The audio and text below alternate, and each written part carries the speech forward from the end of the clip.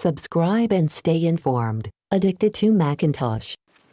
Hi, I will show you how to install an SSD on an external enclosure. The external enclosure has a fan that will keep the NVMe SSD cool. I got a Western Digital Blue SN550 SSD, and I will install it in the NVMe enclosure with fan. It is very easy and simple to install. All you need to do is place the SSD in the enclosure, put it in the slot, and fasten one screw.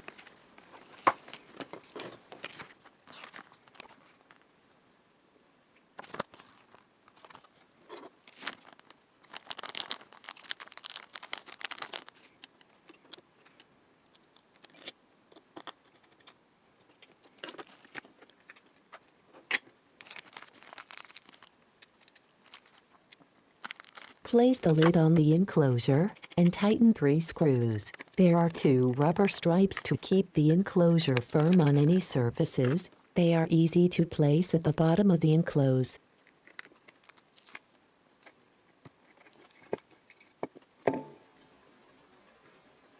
It's that simple. Hope you enjoy this video. Have a nice day. Subscribe and stay informed. Addicted to Macintosh.